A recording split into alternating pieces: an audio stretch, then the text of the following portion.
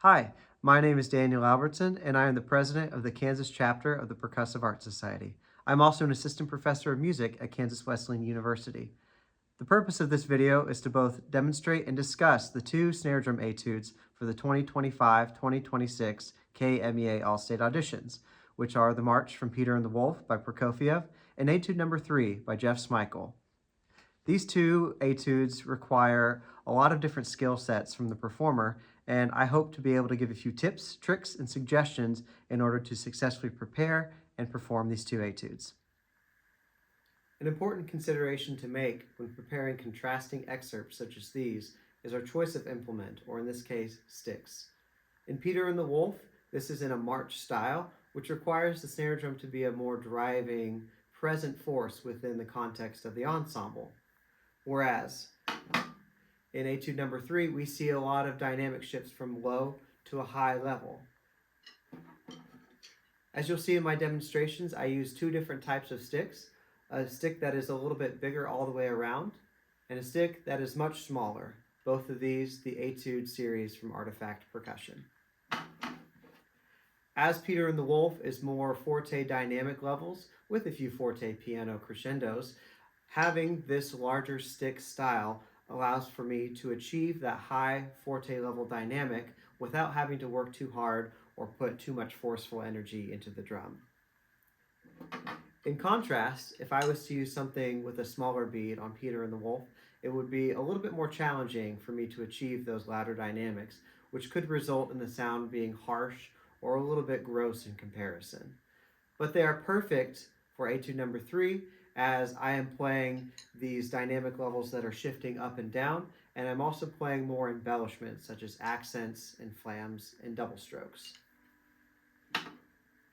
Having the option to have one or more pairs of sticks isn't always cost effective or possible depending on where you're at.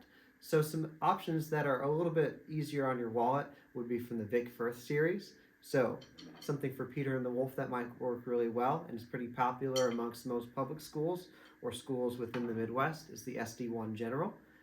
And something that might work well for Etude Number 3 is also in the Vic Firth series is the 5A. Of course, you can achieve both of these excerpts with one type of stick, but taking the sound and what we're trying to get from the snare drum in contrast to the ensemble or the style is really important to consider when preparing these excerpts.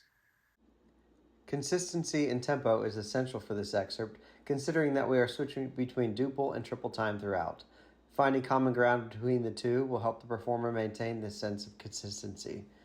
In the first two measures, the common rhythmic base between the duple and triple time is in the eighth note pulse. I prefer to stick this with a right hand lead system in mind, making all the isolated eighth notes on the right hand. This means if we start the triplet with the left hand, it will end up finishing on the right hand on the eighth notes right after it. That aim for consistency in pulse with sticking will also help in making sure the accents stick out more in contrast.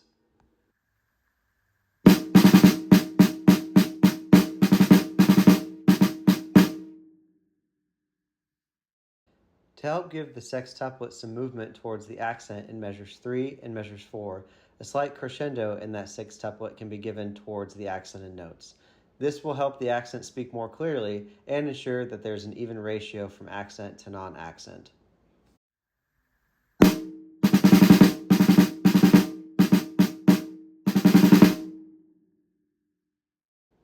There are a few considerations to be made when executing a roll passage. One of the most prominent of these is the rhythmic hand speed underneath the roll. This is often determined by the length of roll, dynamic contrasts, and any sort of articulations attached to the front or the end of the roll. In this instance, I am using 16th note rhythms underneath to help me achieve an even roll at the excerpt speed. Because there is a forte piano jump at the start, using the playing areas on the drum, so the middle and then at the top of the drum, can help us achieve this drastic change in volume. Ensure that all of these various aspects are in place to help make your roll efficient and stylistically appropriate.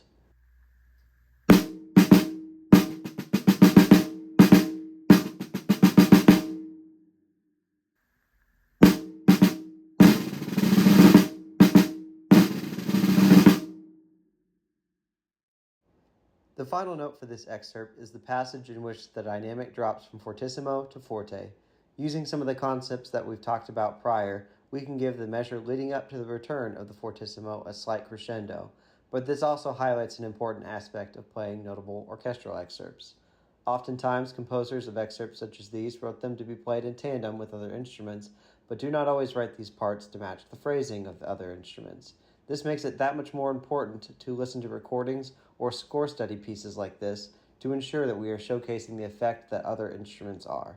The ensemble as a whole is pushing dynamically in measure 8, so it increases the overall effectiveness if the snare drum is mimicking this idea, as we have to reach that fortissimo mark anyways.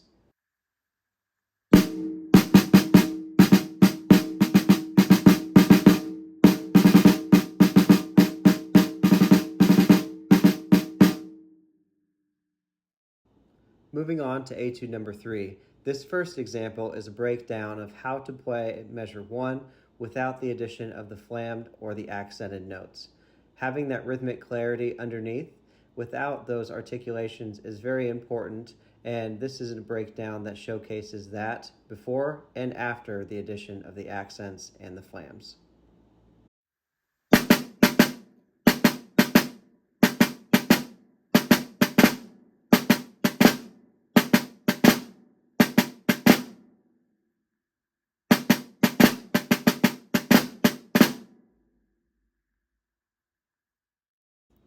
We have discussed methods in approaching roll speeds and rhythmic integrity in Peter and the Wolf, so in this excerpt I want to showcase the ability to transition from duple and triple time in this instance.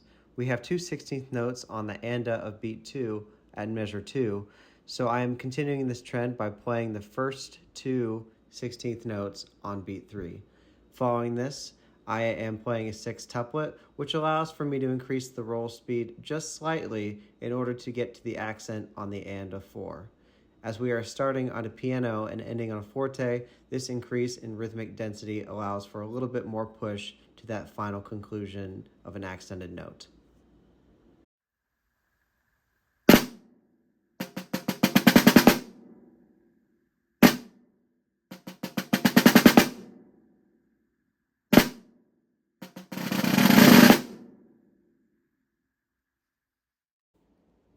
In measure 3, we have a similar opportunity to practice a breakdown of the measure that we did in measure 1. In this case, we are focusing on a breakdown of dynamics. Throughout the measure, we are at a forte dynamic, but immediately jump to a piano dynamic at the beginning of measure 4. So it is important to practice the trajectory of our sticks when we are jumping from that forte and ending on that piano dynamic.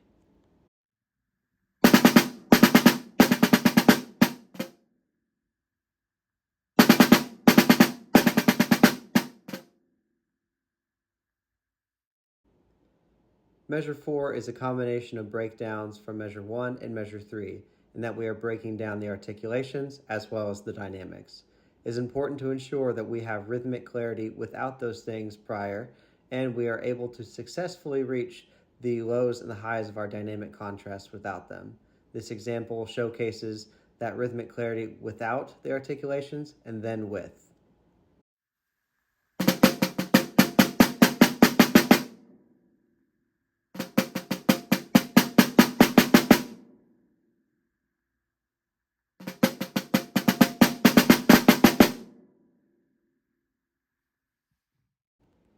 This is an example of a breakdown of the 5-stroke roll, just once again making sure that we have effective rhythmic clarity before we add in the roll itself.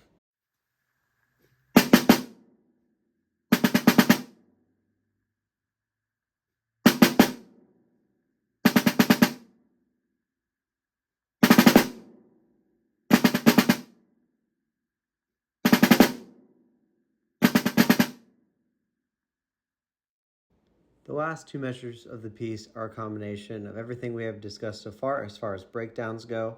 The main difference is that in the very last measure, when we have the roll, it is a longer example of what we have done in measure 2. For the first two beats of that long roll, I am playing 16th note speed underneath, and in the final two beats, I am playing at a sextuplet speed. Once again, this allows for me to make that jump from a piano all the way up to that forte with a large portion of that dynamic push coming in the last 2 beats.